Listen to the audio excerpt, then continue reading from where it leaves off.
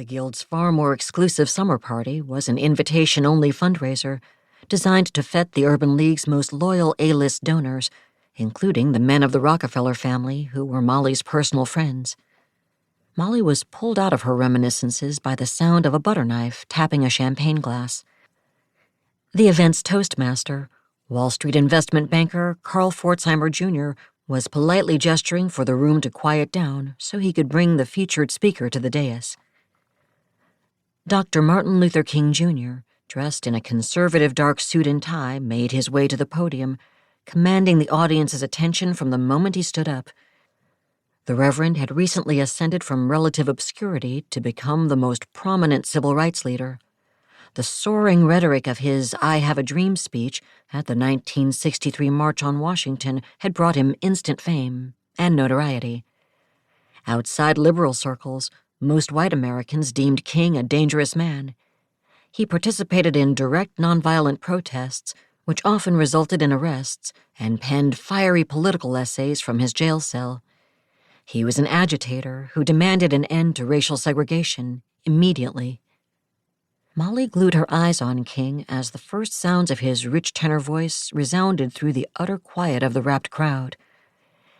King slowly and methodically discussed the impending civil rights bill, which movement leaders had been demanding the U.S. Congress enact. The landmark bill had just been voted on by the House of Representatives and was now being considered by the Senate. Barry Goldwater, one of the bill's major opponents, was advocating for states' rights to set the terms of civil legislation.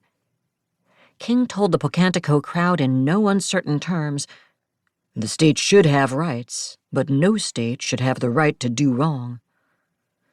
If the Senate stripped the bill of its public accommodations and fair employment provisions, it would be better to have no bill at all. Any guests who had paid their hefty luncheon donations, thinking they'd get to hear King's signature Baptist church preacher bellow, were mistaken. Instead, he lowered his voice, drawing the audience to him, and implored those do-gooder white and Negro leaders to use whatever political influence they might have to make 1964 the year the nation brought Negroes into mainstream America, lest they face the wrath of the black militants who were organizing to take freedom by any means necessary. With that, King thanked the Rockefeller family for its support of human rights and human dignity. The crowd jumped to its feet in applause as King left the lectern. As he returned to his seat, he stopped to hobnob chattily with members of the Westchester elite who rushed to shake his hand and steal a moment of his attention. Mollie knew King hated speaking at events like this, even though his easy charisma never betrayed the fact. But supplicating wealthy white folks had become a major feature of his role as president of the Southern Christian Leadership Conference, one of the country's major civil rights organizations. King often gave a talk like this in Westchester, and then traveled into New York City for some FaceTime with the philanthropic foundation managers who had funded a voter registration drive and now wanted to pick his brain about the direction of the movement and the organizations they should be supporting. Mollie understood because she too was regularly called into backroom meetings to explain racism to white liberals and listen to their guilty stories about how they didn't realize until now how bad things had been for African Americans. She considered it a cost of supporting those activists who had committed their lives to the fight for racial equality. Dr. King had been conscripted into doing this Westchester fundraiser by the other Big Six civil rights leaders.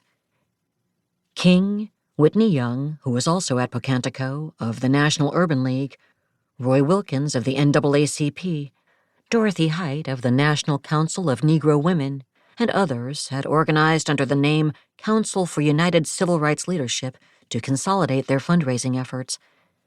They'd taken $1.5 million from the Taconic Foundation to help finance the March on Washington. Now King, the biggest draw among the Big Six, had to give this talk as a show of gratitude for the white elite's financial generosity to the movement. Mollie couldn't help but look at the much younger Dr. King and wonder how either of them had ended up in this room.